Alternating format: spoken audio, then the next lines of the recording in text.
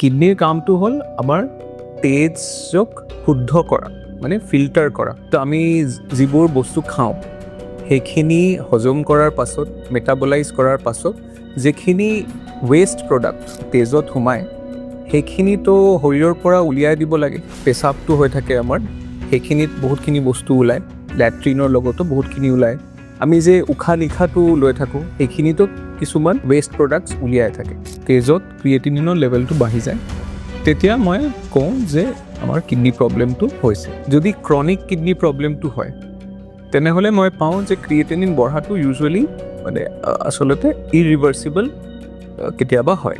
ভাগৰ লগা মানুহে ভাবে যে মই আজি খোৱা বোৱা ভালকৈ নকৰিলোঁ, সেইটো কাৰণে চাগে হৈছে। বহুত পেচেণ্টৰ প্ৰেছাৰটো বাঢ়ি আছে। প্ৰেছাৰ যদি কম বয়সত বাঢ়ে সেইখিনিৰো কিন্তু মানে এটা কৰ্তব্য পেচেণ্টৰ আৰু ডক্টৰৰ যে তেওঁৰ কিডনিটো এবাৰ চেকআপ কৰিব লাগে, কিন্তু বহুতে নকৰে।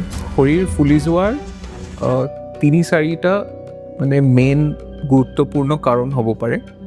আমাৰ যদি কিডনিৰ প্ৰব্লেম হয়, যদি লিভাৰৰ প্ৰব্লেম হয় আৰু যদি হাৰ্টৰ প্ৰব্লেম হয়, এই 3 ধৰণৰ বেমাৰীত আমাৰ বডিটো ফুলি যাব পাৰে। পেইন কিলাৰটো আজিকালি যিমানখিনি ৰিচাৰ্চ হৈছে, কনভেনশ্যনেলি যিখিনি মানে বেছিকৈ ব্যৱহাৰ হয় সেইখিনি একচুৱেলি কিডনিৰ কাৰণে কিন্তু বহুত মানে ৰিস্কি হয়। হাৰ্টৰ কাৰণেও আপোনাৰ আগতীয়াকৈ হাৰ্টৰ প্ৰব্লেম আছে, কিডনিৰ প্ৰব্লেম আছে, আৰু যদি পেটৰ আলচাৰ, গেষ্ট্ৰিক আলচাৰ তেনেকুৱা যদি কিবা বেমাৰী আগৰ পৰা চলি থাকে, পেইন কিলাৰটো নাখাব, সদায় সেইটো ডক্টৰৰ প্ৰেছক্ৰিপশ্যন মতে খালে ভাল।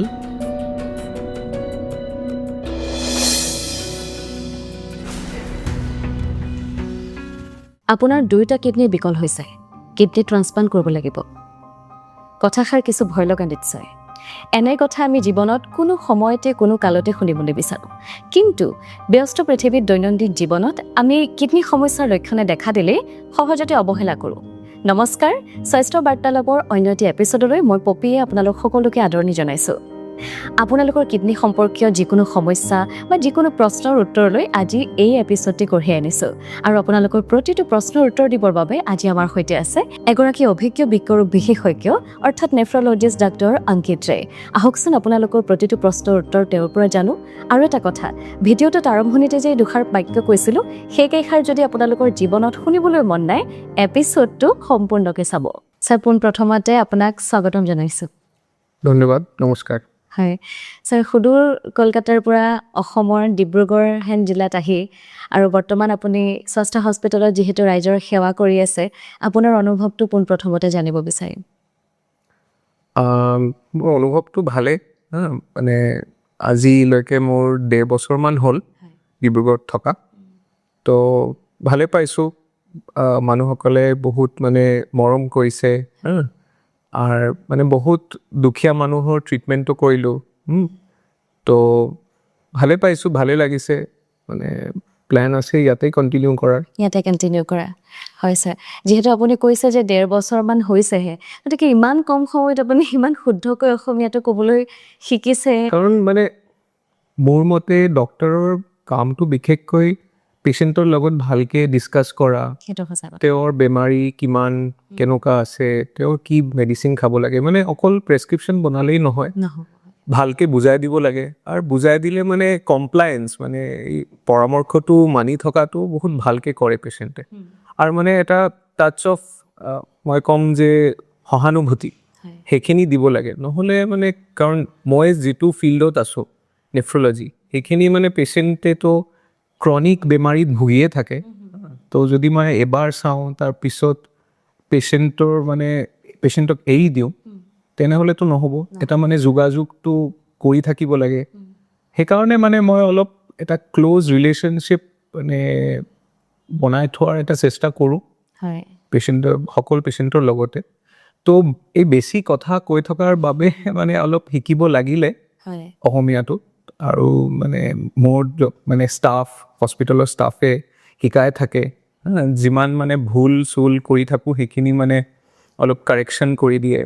তো আৰু মোৰো এটা মানে বহুত ভাল লাগে অসমীয়া ভাষাটো ক'বলৈ, তো সেইটো কাৰণে ময়ো অলপ এফৰ্ট দি থাকোঁ। আজি মানে সকলৰ আশীৰ্বাদটো পাই মই আজি অকণমান ক'ব পাৰিছোঁ। নিশ্চয় কৈছে, খুব ভাল লাগিছে। আপুনি ইমানখিনি চেষ্টা কৰিছে আমাৰ অসমৰ ৰাইজৰ বাবে, তাৰ বাবে আপোনাক ধন্যবাদ। ছাৰ, যিহেতু আজি আমি কিডনীৰ বিভিন্ন সমস্যাৰ কথা পাতিবলৈ গৈ আছোঁ, কিন্তু প্ৰথমে আমি জানিব বিচাৰিম যে কিডনী আচলতে আমাৰ মানৱ শৰীৰত কেনেদৰে কাম কৰে। আচ্ছা, আমাৰ শৰীৰত দুটা কিডনী থাকে, হয়, এটা ৰাইট এটা লেফ্ট। কিডনীৰ কামটো হ'ল আমাৰ তেজক শুদ্ধ কৰা, মানে ফিল্টাৰ কৰা। আমাৰ বডিৰ ভিতৰত আমি যিবোৰ বস্তু খাওঁ সেইখিনি হজম কৰাৰ পাছত, মেটাবলাইজ কৰাৰ পাছত যিখিনি ৱেষ্ট প্ৰডাক্ট মানে লেতেৰা পদাৰ্থটো আমাৰ তেজত সোমায়, সেইখিনিতো শৰীৰৰ পৰা উলিয়াই দিব লাগে। হয়, সেইখিনি কাম মেইনলি দুটা তিনিটা মানে উপায়ে কৰোঁ। এটা কিডনীৰ ফালৰ পৰা যিটো মানে পেচাবটো হৈ থাকে আমাৰ, সেইখিনিত বহুতখিনি বস্তু ওলায়। আমাৰ বাৱেল মুভমেণ্ট মানে লেট্ৰিনৰ লগতো বহুতখিনি ওলায়। আমি যে উশাহ নিশাহটো লৈ থাকোঁ সেইখিনিতো কিছুমান ৱেষ্ট প্ৰডাক্টছ উলিয়াই থাকে। এইটো একেটাৰ ভিতৰত কিডনীটো মেইন হয়। কিডনীটোৱে আচলতে আমাৰ মেইন যিখিনি প্ৰ'টিন ৱেষ্ট, মানে আমাৰ প্ৰ'টিন বস্তু খোৱাৰ যিখিনি ৱেষ্ট প্ৰডাক্টছ জেনেৰেট কৰোঁ, আমাৰ বডি জেনেৰেট কৰে, সেইখিনি উলিয়াবলৈ আমাৰ কিডনীটোৱেই মুখ্য অংগ। ঠিক আছে। আৰু কিডনীৰ আৰু কেইটামান কাম আছে, যেনেকুৱা হৰম'ন প্ৰডাকশ্যন, মানে আমাৰ তেজ বনাবলৈ যিখিনি হৰম'নৰ প্ৰয়োজন বডিত, সেইখিনি আমাৰ কিডনীৰ পৰাই ওলায়, যিটোৰ নাম এৰিথ্ৰপয়েটিন। আৰু বডিৰ ভিতৰত কেলছিয়াম, ফছফৰাছ সেইখিনি বেলেঞ্চ মেইনটেইন কৰিবলৈও কিডনীৰ এটা মানে গুৰুত্বপূৰ্ণ ৰোল আছে, ভূমিকা আছে। হয়, একজেক্টলি ছাৰ। আৰু মানুহৰ মাজত এটা মানে বিৰাট ডাঙৰ প্ৰশ্ন এটা আছে যে ক্ৰিয়েটিনাইন যদি বহুত বেছি বাঢ়ি যায়, তেনেহ'লে কিডনী শেষ আৰু বচোৱাৰ যেন একো সম্ভাৱনা নাই। মানুহৰ বহুত এনেকুৱা ধাৰণা আছে। গতিকে এই ক্ষেত্ৰত আপুনি কি কয়? এই কথাটো মানে কিছুমান অংশত সত্য, কিন্তু কিছুমান ভুল ধাৰণাও আছে। কিডনী প্ৰব্লেমৰ মাৰ্কাৰ, মানে কিডনী প্ৰব্লেম আছে মই কেনেকৈ গম পাম? যদি আমাৰ তেজত ক্ৰিয়েটিনিনৰ লেভেলটো বাঢ়ি যায়, তেতিয়া মই কওঁ যে আমাৰ কিডনী প্ৰব্লেমটো হৈছে। কিন্তু কিডনী প্ৰব্লেমৰো কেইটা ধৰণ আছে। যদি ক্ৰনিক কিডনী প্ৰব্লেমটো হয়, তেনেহ'লে মই পাওঁ যে ক্ৰিয়েটিনিন বঢ়াটো ইউজুৱেলি মানে আচলতে ইৰিভাৰ্চিবল কেতিয়াবা হয়। ইৰিভাৰ্চিবল মানে আকৌ যিমানে চিকিৎসা কৰোঁ সেইখিনি আকৌ নৰ্মেল হোৱাৰ সম্ভাৱনাটো অকণমান কম। কম থাকে। কিন্তু আৰু এটা ধৰণৰ কিডনী প্ৰব্লেম, কিডনী বেমাৰী মই পাওঁ, যিটোক কওঁ একিউট কিডনী প্ৰব্লেম বুলি, একিউট কিডনী ইঞ্জুৰি। সেইখিনি যদি হয়, সেইটো সাধাৰণতে ইনফেকশ্যনৰ কাৰণে হ'ব পাৰে, আৰু বহুত বেলেগ বেলেগ বেমাৰী আছে যিটোৰ কাৰণে হ'ব পাৰে। সেইখিনিৰ কিন্তু সঠিক চিকিৎসাটো কৰিলে আপোনাৰ কিডনী প্ৰব্লেম আকৌ নৰ্মেল হৈ যাব পাৰে। সেইখিনি ধৰিব পৰাটো একচুৱেলি নেফ্ৰলজিষ্টৰ কৰ্তব্য। তো ক্ৰিয়েটিনিন বঢ়া মানেই গোটেইখিনি শেষ হোৱা নহয়। আপোনাৰ কি ধৰণৰ কিডনী বেমাৰী আছে সেইখিনি আগতে ধৰিব লাগে। হয়, নিশ্চয় ছাৰ। আৰু বহু ক্ষেত্ৰত কিডনী ৰোগ একেবাৰে মানে শেষ পৰ্যায়তহে ধৰা পৰে। এইটো কিয় হয় ছাৰ? আপুনি যোন কিডনী বেমাৰীৰ কথা কৈছে সেইটো chronic kidney disease. Chronic kidney ডিজিজৰ চৰিত্ৰ এনেকুৱা যে মানে প্ৰথম পৰ্যায়ত এইটো ইমান চিমটমছ দেখা নিদিয়ে, আৰু যদি চিমটমছ দেখায় সেইখিনিও বহুত ভেগ আৰু নন স্পেচিফিক হয়। মানে ভাগৰ লগা মানুহে ভাবে যে মই আজি খোৱা বোৱা ভালকৈ নকৰিলোঁ, সেইটো কাৰণে চাগে হৈছে। সেইটো কাৰণে এই চিমটমছবোৰ তেওঁলোকে ইগন'ৰ কৰে, অৱহেলা কৰি দিয়ে। বহুত পেচেণ্টৰ প্ৰেছাৰটো বাঢ়ি আছে। প্ৰেছাৰ যদি কম বয়সত বাঢ়ে, সেইখিনিৰো কিন্তু মানে এটা কৰ্তব্য পেচেণ্টৰ আৰু ডক্টৰৰ যে তেওঁৰ কিডনীটো এবাৰ চেকআপ কৰিব লাগে, কিন্তু বহুতে নকৰে। সেইটো কাৰণেও কিডনী প্ৰব্লেমটো ধৰিব নোৱাৰে। যেতিয়া ক্ৰিয়েটিনিন লেভেলটো বহুত বাঢ়ি যায়, তেতিয়া কিন্তু আপোনাৰ চিমটমছটো হ'বই, আৰু ইমান বেছি চিমটমছ হ'ব যে আপুনি তেতিয়া আৰু সেইটো নেগলেক্ট কৰিব নোৱাৰিব। তেতিয়া আপুনি টেষ্টটো কৰায়, তেতিয়া আপোনাৰ কিডনী বেমাৰীটো ওলাই আহে। তো সেইটো মানে আৰ্লি ষ্টেজৰ চিমটমছ ইমান কম হোৱাৰ বাবে কিডনী প্ৰব্লেমটো ধৰিবলৈ অলপ দেৰি হয়। সেইকাৰণে আচলতে শেষ পৰ্যায়ত আমি গৈ গম পাওঁগৈ। নিশ্চয়কৈ ছাৰ আৰু লগতে এনেকুৱা কি আপুনি কমন ইগনৰেঞ্চ দেখিছে জনসাধাৰণৰ যি মানে একদম বেছিক চিমটমছ হয় কিন্তু মানুহখিনি ইগন'ৰ কৰি থাকে এনেধৰণৰ কিবা মানে টায়াৰ্ডনেছ, দুৰ্বলতা, ভাগৰুৱা লগা, এইখিনি চিমটমছ বহুতে মানে জেনেৰেল চিমটমছ মানে বুলি অৱহেলা কৰি দিয়ে। হয়। কিন্তু যদি আপোনাৰ কিডনী বেমাৰী হোৱাৰ ৰিস্ক ফেক্টৰ্ছবোৰ উপস্থিত আছে, যেনেকুৱা আপুনি যদি হাইপাৰটেনছিভ মানে প্ৰেছাৰৰ উচ্চ ৰক্তচাপৰ চিকিৎসা কৰি আছে, যদি ব্লাড ছুগাৰ মানে ডায়েবেটিছৰ চিকিৎসা কৰি আছে, তেন্তে কিন্তু আপোনাৰ এইখিনি চিমটমছো বহুত গুৰুত্বপূৰ্ণ হ'ব পাৰে। যদি আপোনাৰ আগত কিডনী প্ৰব্লেম আছিলে, ক'ৰবাত আপোনাৰ কিডনীত ষ্ট'ন থকাৰ কাৰণে কিডনী প্ৰব্লেমটো ধৰিছিলে কোনোবা ডক্টৰে, তেতিয়া যদি আপোনাৰ আগত ষ্টেবল থকা প্ৰব্লেম কেতিয়াবা বাঢ়ি যায়, যদি ক্ৰিয়েটিন বহুত বাঢ়ি যায়, তেতিয়াও কিন্তু আপোনাৰ এইখিনি চিমটমছ হ'ব, ভাগৰ লগা। তো সেইখিনিত আপোনাৰ যদি ৰিস্ক ফেক্টৰ্ছ থাকে, আপুনি এই জেনেৰেল নন স্পেচিফিক চিমটমছবোৰক এভইড নকৰিব, নেগলেক্ট নকৰিব। অ'কে, মানুহে প্ৰায়ে সেইখিনি আচলতে ইগন'ৰ কৰে। ছাৰ লগতে আমাৰ বডিৰ যিকোনো পাৰ্ট কিবা অকাৰণত যদি ফুলি উঠে, গতিকে সেইটো কেনেবাকৈ কিডনীৰ কাৰণে হোৱাৰ চান্স আছে নেকি? শৰীৰ ফুলি যোৱাৰ 3-4টা মানে মেইন গুৰুত্বপূৰ্ণ কাৰণ হ'ব পাৰে। আমাৰ যদি কিডনীৰ প্ৰব্লেম হয়, যদি লিভাৰৰ প্ৰব্লেম হয়, আৰু যদি হাৰ্টৰ প্ৰব্লেম হয়, এই 3 ধৰণৰ বেমাৰীত আমাৰ বডিটো ফুলি যাব পাৰে। আচলতে মেইন প্ৰথমত যিটো ফুলে আমাৰ ভৰিটো ফুলে। আমাৰ ভৰিটো আমাৰ শৰীৰৰ তলৰ অংগ হোৱাৰ বাবে পানীটো তাতে বেছি জমে আৰু প্ৰথমত তাতে জমে। বাঢ়ি বাঢ়ি যেতিয়া বেমাৰী বেছি বাঢ়ি যায়, তেতিয়া আমাৰ পেটো ফুলিব পাৰে, তাৰপিছত আমাৰ হাত মুখখনো ফুলি যাব পাৰে। তো আপোনাৰ যদি কেতিয়াবাও শৰীৰৰ কোনোবা অংগ ফুলি যায়, আপুনি কিন্তু ইমিডিয়েটলি এজন স্পেচিয়েলিষ্ট ডক্টৰৰ লগ কৰিব আৰু পৰামৰ্শটো ল'ব। সেইটো বেছি জৰুৰী আচলতে। হয় ছাৰ, আৰু আমি আজিকালি প্ৰায় কিবা এটা অসুবিধা হ'লে বা কিবা ধৰণৰ সমস্যা আমি অনুভৱ কৰিলে লগে লগে এটা পেইন কিলাৰ লওঁ, মানে উইদাউট এনি প্ৰেছক্ৰিপশ্যন। গতিকে সেইটো কিমান গ্ৰহণযোগ্য?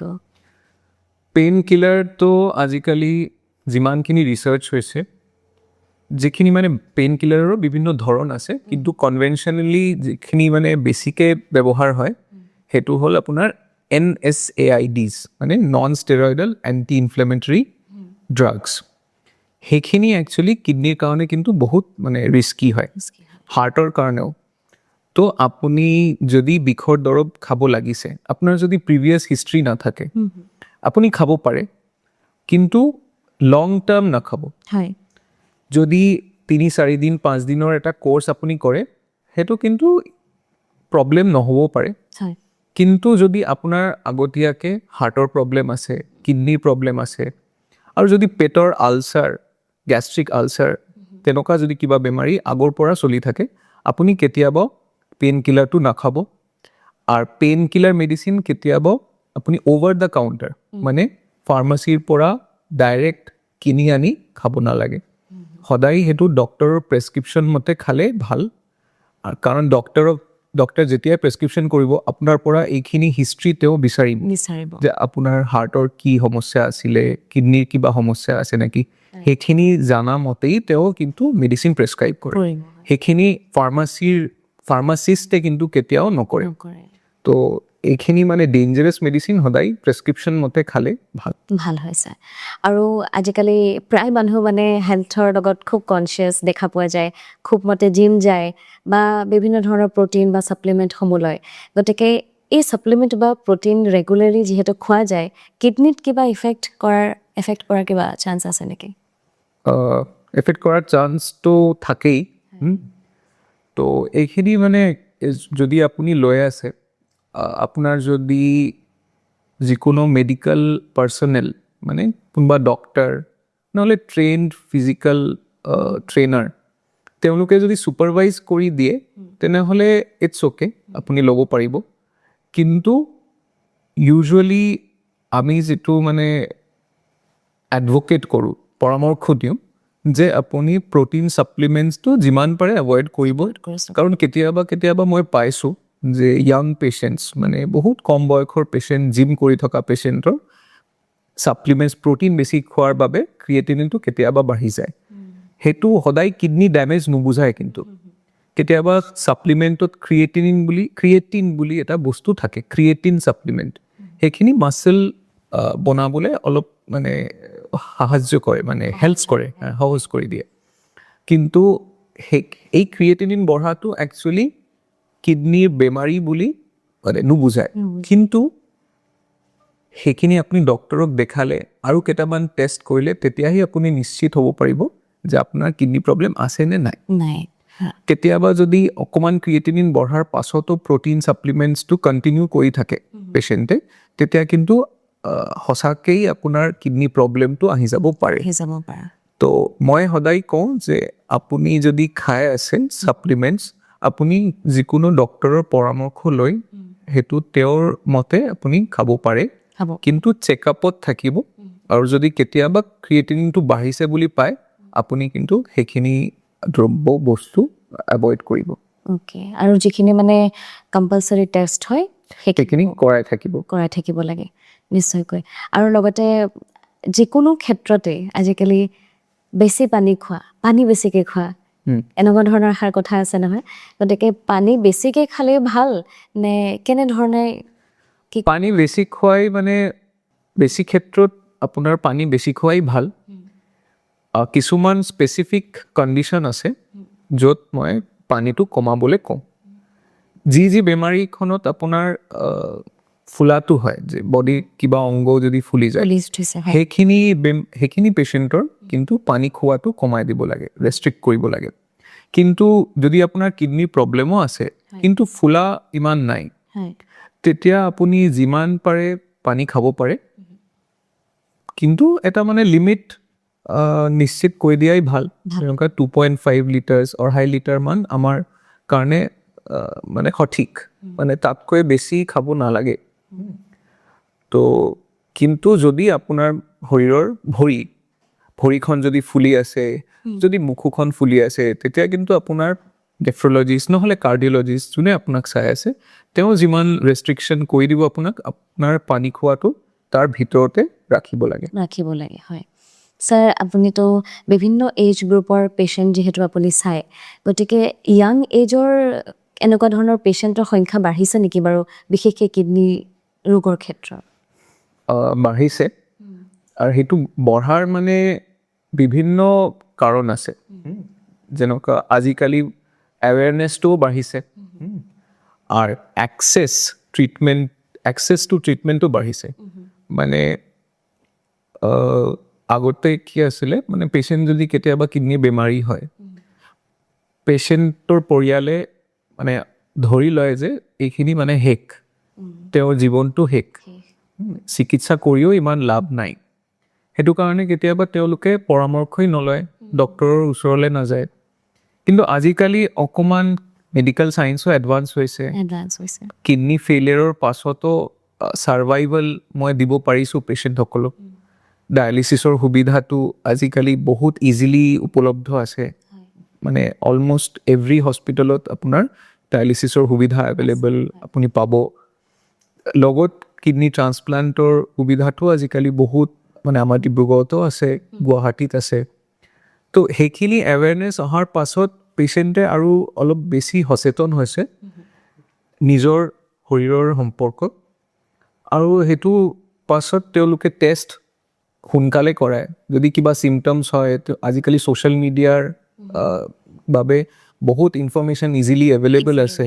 সেইকাৰণে অকণমান চিমটমছ হ'লেও মানুহে বহুত সোনকালে টেষ্টটো কৰায়, ডক্তৰৰ পৰামৰ্শ লয়। সেইটো কাৰণে আজিকালি মই অলপ বেছি ধৰিব পাৰিছোঁ, য়াং পেচেণ্টবোৰৰ বেমাৰীখন মই ধৰিব পাৰিছোঁ। সেইকাৰণে মই পাইছোঁ যে বহুত য়াং পেচেণ্টছৰ কিডনি বেমাৰী হৈ আছে বৰ্তমান। আৰু লাইফষ্টাইল চেঞ্জো এটা মানে ডাঙৰ কাৰণ। আজিকালি জাংক ফুড খোৱা বাঢ়িছে, এক্সাৰচাইজটো ইউজুৱেল মানে ইমান নকৰে পেচেণ্টে, সেইটো কাৰণে ডায়েবেটিছৰ সংখ্যাও বাঢ়িছে, ডায়েবেটিক পেচেণ্টৰ সংখ্যা বাঢ়িছে।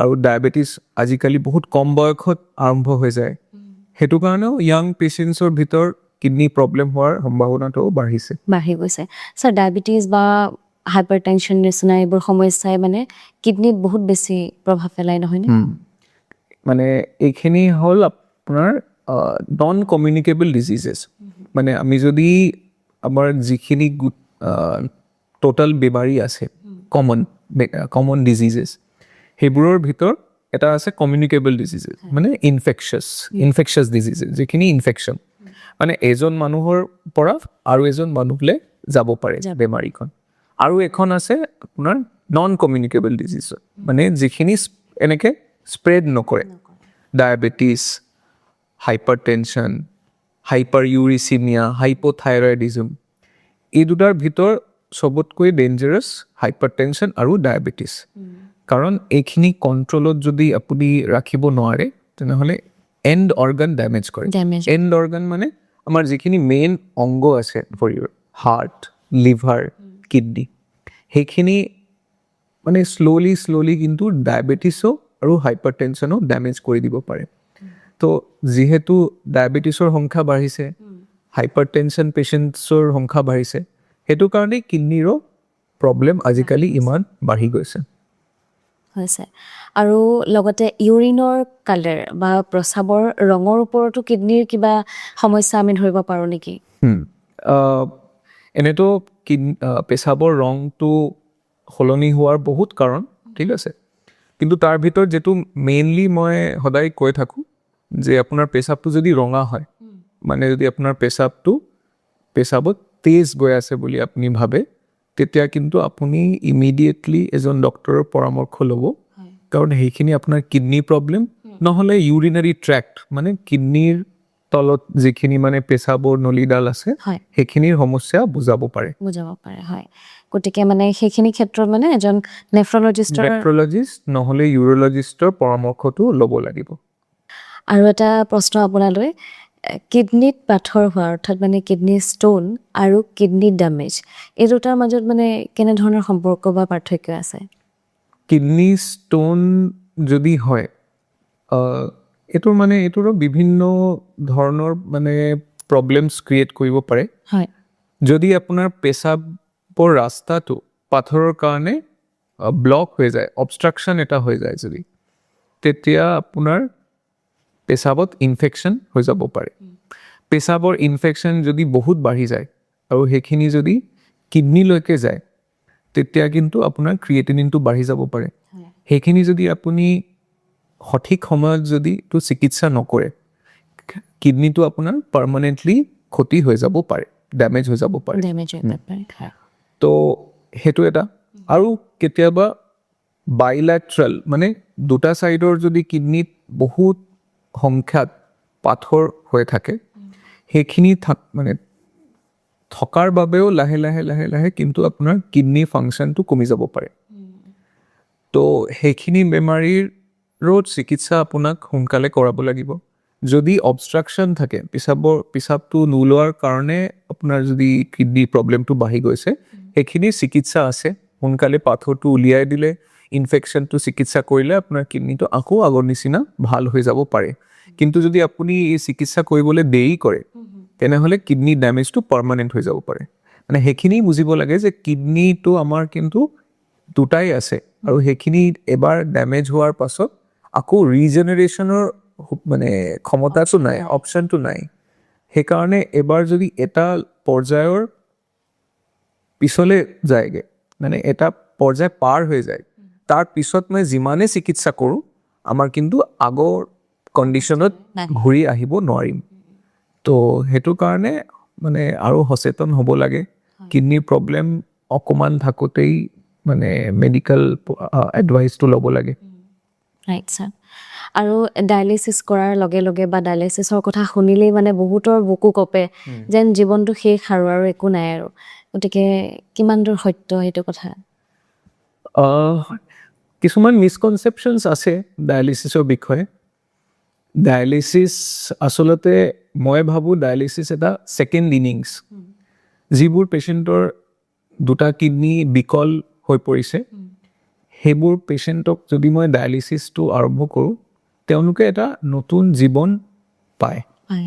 আকৌ তেওঁ নিজৰ কাম কৰিব পাৰে, নিজৰ যিমান ডেইলি এক্টিভিটিজ আছে সেইবোৰ কৰিব পাৰে। কিন্তু এইটো মানে সত্য যে ডায়েলিচিছত কিছুমান কমপ্লিকেশ্যনছো হ'ব পাৰে।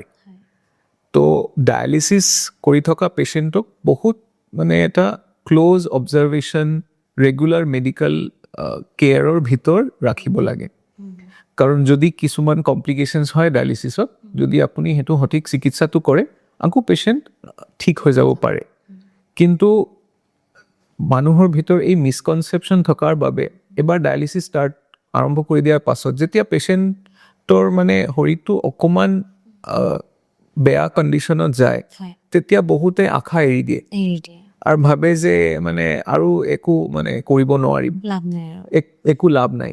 তো সেইখিনি আচলতে সত্য নহয়। আপুনি যদি চেষ্টা কৰে, সঠিক সময়ত সঠিক চিকিৎসাটো দিয়ে, ডায়েলিচিছ কৰি থকা পেচেণ্টটো কমপ্লিকেশ্যনৰ পৰা উলিয়াই আহিব পাৰে। আৰু ডায়েলিচিছৰ কিন্তু অন্য উপায় নাই, অল্টাৰনেটিভ নাই। কিডনী ফেইলিয়াৰৰ পাছত দুটাই অপশ্যন থাকে। আগত কিডনীটো ডায়েলিচিছ কৰি ষ্টেবল ৰাখিব লাগে পেচেণ্টৰ কণ্ডিশ্যন, তাৰপিছত কিডনী ট্ৰান্সপ্লাণ্টলৈকে মই যাব পাৰোঁ।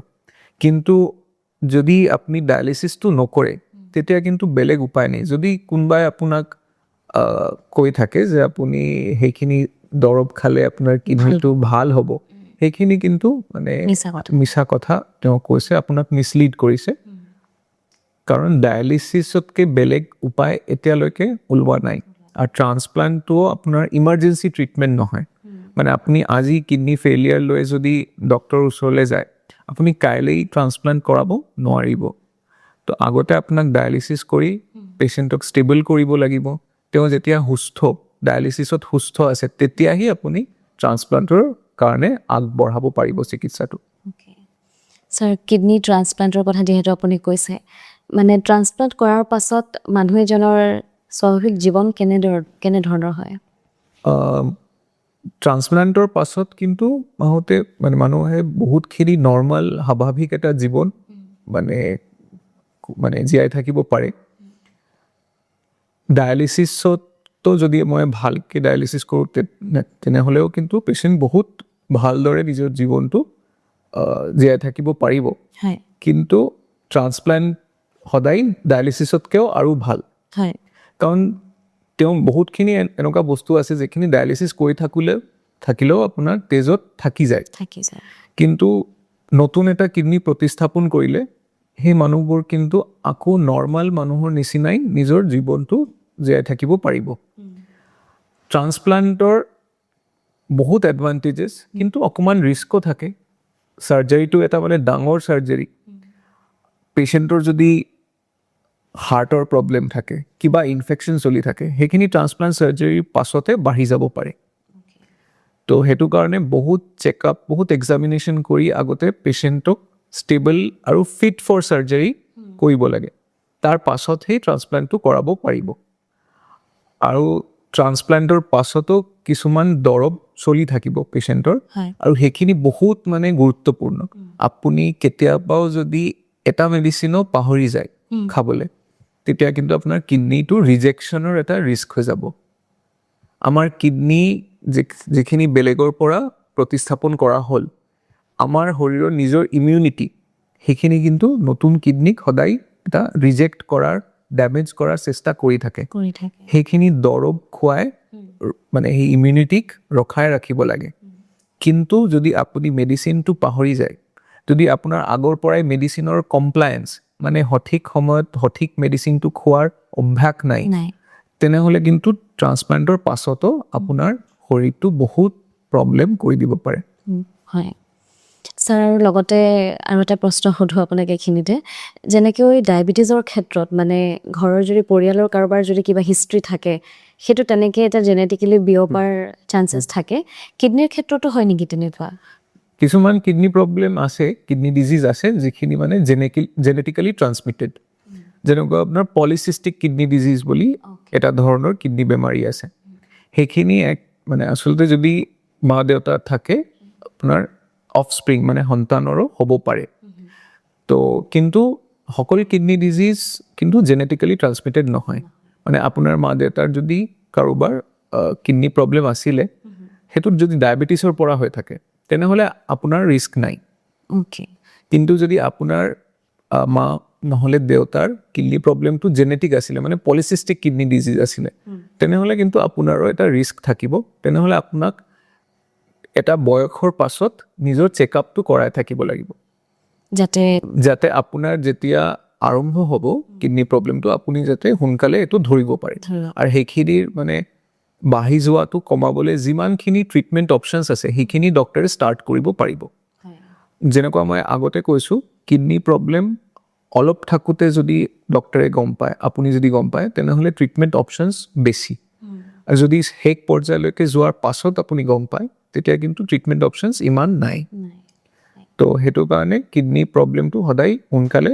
ধৰিব বিচাৰোঁ আৰু সেইকাৰণে আচলতে আমি আমাৰ দৰ্শকসকলক কওঁ যে যিকোনো ধৰণৰ সাধাৰণ সমস্যাই হওক বা যিকোনো সন্দেহ নাথাকক কিয় লগে লগে এগৰাকী নেফ্ৰলজিষ্টৰ কাষ চাপি প্ৰত্যেকটো সন্দেহ দূৰ কৰক কাৰণ ইতিমধ্যে ছাৰে কৈছে যে শেষ পৰ্যায় মানে অপশ্যনছ একেবাৰে কম নহয়নে ছাৰ হয় আৰু লগতে আৰু এটা প্ৰশ্ন আপোনাক এইখিনিতে সুধিব বিচাৰিছোঁ আপুনিও হয়তো তেনে অভিজ্ঞতাৰ সন্মুখীন হৈছে যে বহু মানুহ আছে যেতিয়া আপুনি তেওঁলোকক প্ৰেছক্ৰাইব কৰে কিবা দৰৱ নতুবা অন্য কিবা ব্যৱস্থা তেতিয়া তেওঁলোকে সেইটো নাকচ কৰি ঘৰুৱাভাৱে কিবা এটা আৰম্ভ কৰিবলৈ চেষ্টা কৰে কিছুমান ঘৰুৱা ট্ৰিটমেণ্ট হওক বা যিকোনো ধৰণৰ তো সেইখিনি কৰাটো কিমান গ্ৰহণযোগ্য মানে এইখিনি কৰিব লাগে জানো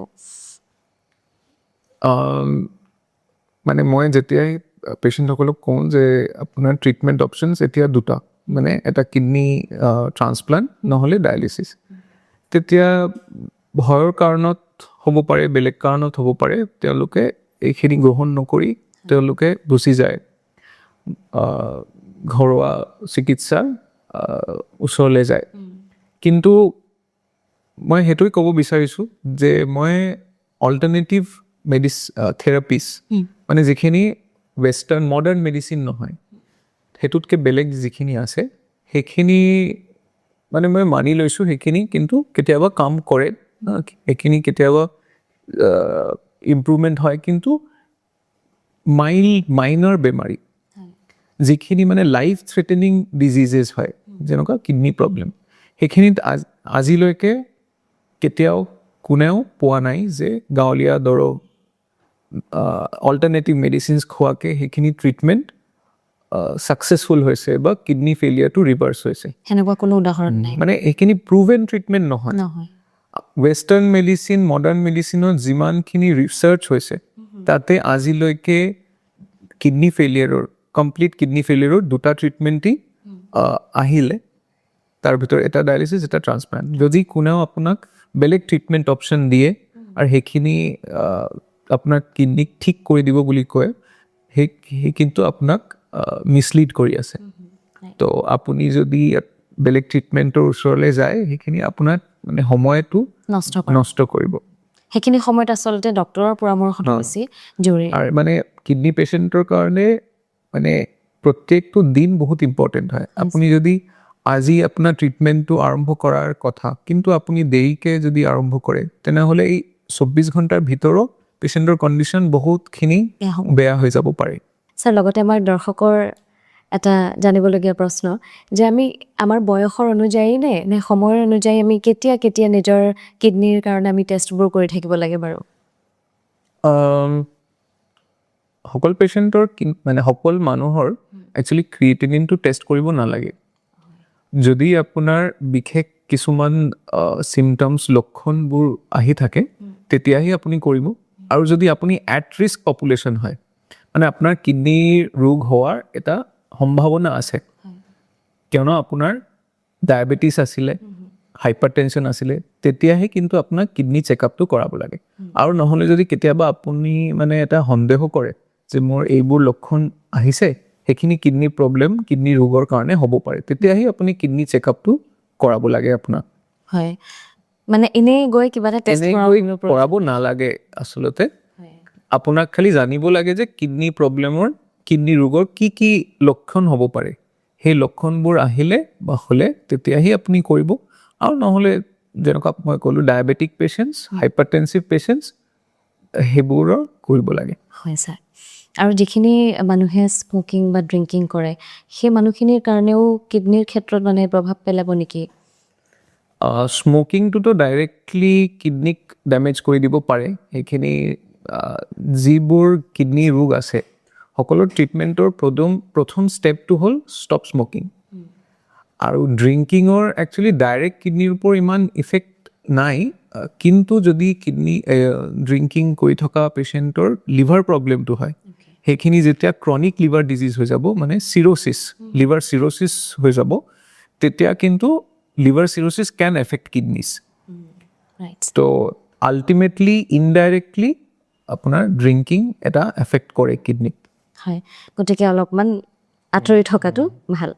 আৰু লগতে প্ৰেগনেণ্ট ৱিমেন যিসকল হয় মানে তেওঁলোকেও মানে কেনেদৰে নিজৰ কিডনীৰ যত্ন ল'ব লাগে, বিশেষকৈ মানে প্ৰেগনেঞ্চি অৱস্থাত? প্ৰেগনেঞ্চি অৱস্থাত এনে কিডনীৰ কাৰণে মানে ছেপাৰেটলি একো ৰুটিন নাই, কিন্তু কেতিয়াবা ডিউৰিং প্ৰেগনেঞ্চিৰ সময়তো কিডনীৰ প্ৰব্লেম হয়। কিন্তু যাৰ ভিতৰত এটা প্ৰেগনেঞ্চি ৰিলেটেড বেমাৰী আছে, প্ৰি এক্লেম্পচিয়া একচুৱেলি যোন প্ৰেগনেণ্ট মহিলাৰ প্ৰেছাৰটো বহুত বাঢ়ি যায়, ৰক্তচাপটো যদি বহুত বাঢ়ি যায়, তেতিয়া তেওঁৰ কিডনীটো এফেক্ট হ'ব পাৰে। তেখেতৰ পেচাবৰ পৰা প্ৰ'টিন ওলাব পাৰে। তো সেইখিনি এটা কিডনী ৰোগ, আপুনি প্ৰেগনেঞ্চিৰ সময়ত হোৱা কিডনী ৰোগ বুলি ধৰিব পাৰে। আৰু সেইটো একচুৱেলি আপুনি যোন গাইনকলজিষ্টক ৰেগুলাৰ দেখাই আছে তেওঁলোকে আপোনাৰ ব্লাড প্ৰেছাৰটো ৰেগুলাৰ জুখি থাকিব। আপুনিও নিজে নিজৰ ব্লাড প্ৰেছাৰটো ডিউৰিং প্ৰেগনেঞ্চি জুখি থাকিব। আৰু যদি কেতিয়াবা কিডনী ৰিলেটেড চিমটমছ পায়, যেনেকুৱা লেগ স্বেলিং, ভৰি ফুলি যোৱা, ফ্ৰথি ইউৰিন মানে পেচাবত ফেন যোৱা, সেইখিনি যদি পায় তেতিয়া আপুনি ডেফিনেটলি নিজৰ গাইনকলজিষ্টক ক'ব যে এইবোৰ চিমটমছ মই পাইছোঁ, তেন্তে আপোনাক কিডনী চেকআপ এটা কৰাব লাগিব। আৰু প্ৰেছাৰ কণ্ট্ৰল, ডেটছ ইট। সেইখিনি একদম মনোযোগ দিয়াটো দৰকাৰ আচলতে। আৰু আজিকালি যিহেতু মানুহবোৰ ইমান বেছি নিজৰ লাইফষ্টাইলক লৈ বিজি, কামক লৈ বিজি, আৰু এই ব্যস্ততাখিনিৰ লগে লগে মানে ষ্ট্ৰেছ বহুত বেছি পৰিমাণে আজিকালি বাঢ়ি গৈছে। ষ্ট্ৰেছৰ ক্ষেত্ৰতো বা ষ্ট্ৰেছৰ ফলতো কিডনী ডেমেজ হোৱাৰ চান্স থাকে নেকি? মানে সেইখিনি একচুৱেলি ডাইৰেক্টটো নহয়, কিন্তু যদি ষ্ট্ৰেছৰ কাৰণে আপোনাৰ ব্লাড প্ৰেছাৰ বাঢ়ি যায়, চুগাৰটো বাঢ়ি যাব পাৰে, মানে সোনকালে আপোনাৰ চুগাৰ বেমাৰ, ডায়েবেটিক হৈ যাব পাৰে। আপোনাৰ যদি অলৰেডি পৰিয়ালত যদি এটা হিষ্ট্ৰী আছে ডায়েবেটিছৰ, তেনেহ'লে আপুনি যিমান ষ্ট্ৰেছত ভুগি থাকিব, আপোনাৰ ইমান সোনকালে ডায়েবেটিছ হৈ যোৱাৰ এটা সম্ভাৱনা থাকিব। প্ৰেছাৰ যদি বেমাৰীৰ হিষ্ট্ৰী আছে, আপোনাৰ ফেমিলি হিষ্ট্ৰী, তেতিয়াও যিমান ষ্ট্ৰেছ আপুনি পাব, ইমান সোনকালে প্ৰেছাৰ বাঢ়ি যোৱাৰ চান্স থাকিব। তো সেইটো হোৱাৰ পাছত লাহে লাহে আপোনাৰ কিডনী প্ৰব্লেম হ'ব পাৰে। কিন্তু ডাইৰেক্টটো যদি আপোনাৰ অলৰেডি কিডনী প্ৰব্লেম আছে, তেনেহ'লে ষ্ট্ৰেছটো এভইড কৰিব লাগে, আঁতৰি থাকিব লাগে। ছাৰ, বহুত ঠাইত এতিয়া দেখিবলৈ পোৱা গৈছে যে কিডনী এৱেৰনেছ মানে যথেষ্ট পৰিমাণে বাঢ়িছে। ইয়াৰ কাৰণ আপুনি কি বুলি ভাবে? আগতে kidney specialist, super specialist treatment মানে ডক্টৰৰ সংখ্যাও কম আছিলে। ডক্টৰ এভেইলেবিলিটিটোও এটা মানে সমস্যা আছিলে। অকণমান মানে আমাৰ মেট্ৰপলিটন চিটিজতেই আপুনি ছুপাৰ স্পেচিয়েলিটি ট্ৰিটমেণ্টটো পোৱা যায়। কিন্তু আজিকালি সেইটো কাৰণে মানে যদি কোনোবা মানে ডিষ্টেণ্ট এৰিয়াজ, মানে পেৰিফেৰাল এৰিয়াজ, গাঁৱত যদি কেতিয়াবা কিডনী প্ৰব্লেমটো দেখা যায়, তেতিয়া সেইবোৰ পেচেণ্টৰ কাৰণে ইমান দূৰলৈকে যোৱা এটা মানে সমস্যাৰ কাৰণ। তেতিয়া বহুতেই মানে ট্ৰিটমেণ্টটো নকৰাকে নৰ্মেল জেনেৰেল ট্ৰিটমেণ্ট কৰাটোৱেই তেওঁলোকে বেছি বিচাৰিছিলে। কিন্তু আজিকালি ডক্টৰৰ সংখ্যা বাঢ়িছে, ডক্টৰৰ এভেইলেবিলিটিটোও বাঢ়িছে। সেইটো কাৰণে আপুনি যদি কেতিয়াবা ছুপাৰ স্পেচিয়েলিষ্ট ট্ৰিটমেণ্টটো বিচাৰে, আপুনি সহজতে পাব। তো সেইটো কাৰণে আজিকালি এৱেৰনেছটোও বাঢ়িছে। আৰু আজিকালি মানে ছ'চিয়েল মিডিয়া ইমান ইজিলি এভেইলেবল হোৱাৰ কাৰণেও বহুতখিনি information easily available at your finger tips মানে পোৱা যায়। তো সেইখিনি সঠিক হ'ব পাৰে, কেতিয়াবা মিছলিডিং হ'ব পাৰে। But at the end of it all মানে অকণমান ইজি এভেইলেবিলিটিৰ কাৰণে ইনফৰ্মেশ্যনটো এতিয়া বেছি এভেইলেবল ফৰ মানে সাধাৰণ মানুহবোৰৰ কাৰণে। তো সেইটো এটা কাৰণ আজিকালি মানে এৱেৰনেছটো বঢ়া আহিছে হয় আৰু আপোনাৰ ওচৰলৈ যিমান পেচেণ্ট আহে একদম একদম প্ৰাইমেৰী মানে মিছকনচেপশ্যন কি বাৰু মানুহৰ ভুল ধাৰণা এটা লৈ আহে নহয় কিছু মানুহে ভুল ধাৰণা যিখিনি থাকে যে আমাৰ কিডনী প্ৰব্লেম যদি কিডনী ৰোগ ওলাইছে তেতিয়া চিকিৎসাৰ সুবিধা ইমান নাই আমাৰ জীৱনটো এতিয়া শেষ হৈ যাব এনেকুৱা এটা মিছকনচেপশ্যন বহুতৰ আছে আৰু যদি ডায়েলিচিছৰ কথাটো কেতিয়াবা কোৱা হয় তেওঁলোকে ভাবে যে ডায়েলিচিছটো ইমান ছাকচেছফুল এটা চিকিৎসা সুবিধা নহয় তো সেইখিনি খালি কষ্টই দিব কিন্তু সেইখিনি একচুৱেলি মানে আচলতে মুখ্য মানে মিছকনচেপশ্যনটো কাৰণ ডায়েলিচিছৰ সুবিধা আজিকালি এভেইলেবল হৈছে আগততো এইটো নাছিলে যেতিয়া এভেইলেবল আছে আপোনাৰ চিকিৎসা সুবিধাটো সেইখিনি আপুনি ল'ব পাৰিব সেইখিনি লোৱাৰ পিছত কিন্তু আপোনাৰ জীৱনটো চেঞ্জ হ'ব বহুতখিনি সাৱধানতা ল'ব লাগিব বহুতখিনি ৰেষ্ট্ৰিকশ্যনছ বহুত মেডিচিনছ সেইখিনি চলিব কিন্তু আপোনাৰ ছাৰ্ভাইভেলটো বাঢ়িব আপোনাৰ লাইফ স্পেনটো বাঢ়ি যাব তো ডায়েলিচিছক ভয় খাব নালাগে ইমান ডায়েলিচিছৰ বাবে যিমান মানে ইনফৰমেশ্যন আপুনি বিচাৰিব পাৰে সেইখিনি বিচাৰি আপুনি ল'ব আপুনি যিমান নিজক এডুকেট কৰিব ইমান আপোনাৰ যিমান মিছকনচেপশ্যন ভুল ধাৰণাবোৰ আছে সেইখিনি আপোনাৰ দূৰ হ'ব আঁতৰি যাব হয় যিহেতু আমি যথেষ্ট কথা পাতিছোঁ আৰু অনুষ্ঠানটিৰ পৰা আমি বিদায় ল'ব লাগিব কিন্তু তাৰ প্ৰাক মুহূৰ্তত এটি প্ৰশ্ন যে প্ৰথম যিকোনো ধৰণৰ যদি লক্ষণ আমি দেখা পাওঁ যে এই লক্ষণটো কিডনী ৰোগৰ হ'ব পাৰে দেই তো এই ক্ষেত্ৰত আমি প্ৰথম পদক্ষেপ আমাৰ কি হ'ব ফাৰ্ষ্ট আমাৰ ষ্টেপ কি হ'ব পাৰে আৰু সকলো মানুহলৈ বা আমাৰ দৰ্শকলৈ আপুনি কি বাৰ্তা প্ৰেৰণ কৰিব এটাই মানে গুৰুত্বপূৰ্ণ কথাটো ক'ব বিচাৰোঁ যে কিডনীৰ বেমাৰী কিডনীৰ ৰোগ আপোনাৰ আৰ্লি পৰ্যায়ত ধৰিব লাগে প্ৰথম পৰ্যায়ত সেইখিনি ধৰিব লাগে কাৰণ যদি কিছুমান ট্ৰিটমেণ্ট অপশ্যন চিকিৎসাৰ সুবিধা থাকে সেইখিনি কিন্তু প্ৰথম পৰ্যায়ত মই দিব পাৰোঁ শেষ পৰ্যায়লৈকে যোৱাৰ পাছত ট্ৰিটমেণ্ট অপশ্যনছ অলপ কমি আহে তেতিয়া আপুনি যিমান বিচাৰিব যিমান ইম্প্ৰুভমেণ্ট ভাল হোৱাটো আপুনি বিচাৰিব সিমানখিনি কিন্তু আপোনাৰ নৰ্মেল ৱেষ্টাৰ্ণ মডাৰ্ণ মেডিচিনে দিব নোৱাৰিব তো আপোনাৰ যদি কেতিয়াবাও কিডনী ৰোগৰ লক্ষণটো আহে আপুনি সোনকালে যদি আপোনাৰ ওচৰত নেফ্ৰলজিষ্টৰ সুবিধা উপলব্ধ থাকে আপুনি তাক দেখাব যদি সেইটো আপুনি নাপায় আপুনি মিনিমাম এজন মেডিচিনৰ ডক্তৰক দেখাব পাৰে তো সেই মানে মেডিচিন ডক্তৰো আপোনাক সঠিক পৰামৰ্শ দিব আপোনাক গাইড কৰিব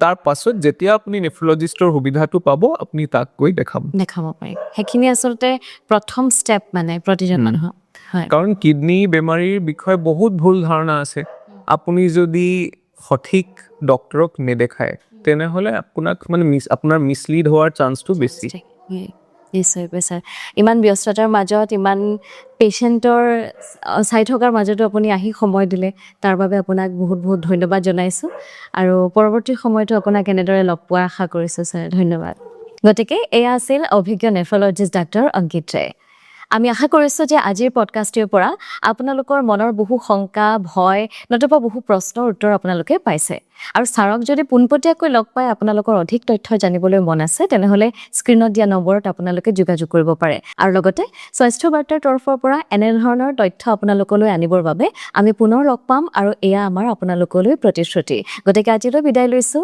ইমানতে আশা কৰিছোঁ আপোনালোকে নিশ্চয়কৈ পডকাষ্টটি ভাল পাইছে যিহেতু ছাবস্ক্ৰাইব লাইক নতুবা শ্বেয়াৰ নিশ্চিতভাৱে কৰিব